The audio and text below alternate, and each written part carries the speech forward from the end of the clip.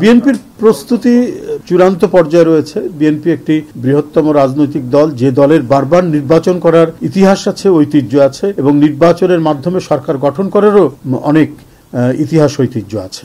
BNP আবার অগণতান্ত্রিক ফ্যাসিবাদী শক্তির যে পাতানো নির্বাচন, সেই পাতানো নির্বাচনকে বয়কট করে সত্যিকার, যথার্থ এবং সত্য যে নির্বাচন, সেই নির্বাচনের পক্ষে দৃঢ় অঙ্গীকারবদ্ধ একটি দল। তো সেই দলের প্রস্তুতির কোনো ঘাটতি নেই। নির্বাচনের প্রাক্কালে বিভিন্ন রাজনৈতিক দল তার রাজনৈতিক এজেন্ডা নিয়ে, ইস্তেহার নিয়ে মানুষের কাছে হাজির হবে। মানুষই বিবেচনা করবে যে কোন দলটির দেশে সুশাসন করার ঐতিহ্য আছে, কোন দলটি দেশের প্রত্যেকটি ইতিবাচক যে পলিটিক্যাল ডেভেলপমেন্ট তার সাথে সম্পর্কযুক্ত ছিল। আমাদের স্বাধীনতা যুদ্ধ, আমাদের গণতান্ত্রিক সংগ্রাম, 90 জুলাই, কোন দলটি আদর্শের প্রশ্নে অবিচল থেকে তারা আদর্শ এবং মানুষের প্রতি যে অঙ্গীকার ভঙ্গ না করে তারা তাদের লক্ষ্যে স্থির থেকেছে।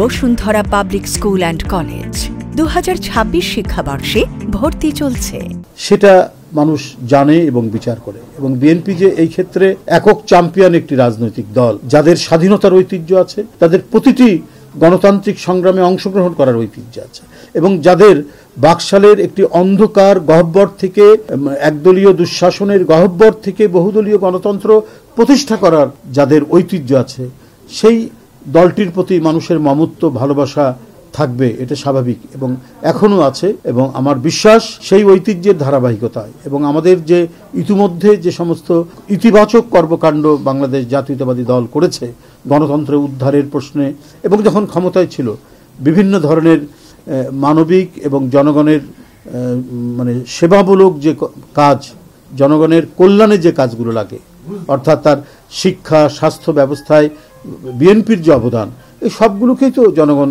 বিচার বিবেচনা করবে।